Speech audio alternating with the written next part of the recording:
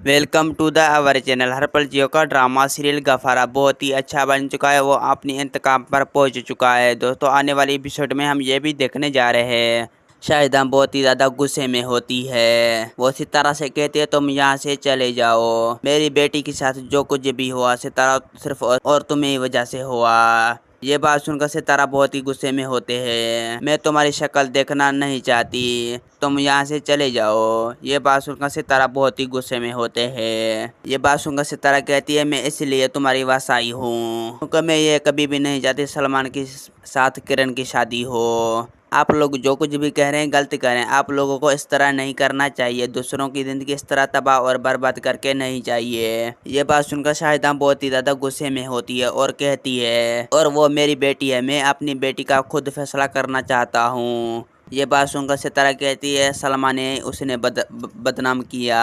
सलमान ने यहाँ पर अपनी दोस्त को भेजा था किरण के साथ साथ। सलमान जो ही है जो अपनी बेटी को जिंदगी बर्बाद कर देना चाहता था। सलमान को कैसे पता था कि किरण यहाँ पर मौजूद होगी। ये बात सुनकर बहुत ही गुस्से में होते हैं। ये बात सुनकर शाहिदा बहुत ही ज्यादा गुस्से में होती है। शाहिदा कहती है मेरी बेटी शादी करेगी तो सिर्फ और सिर्फ सलमान से।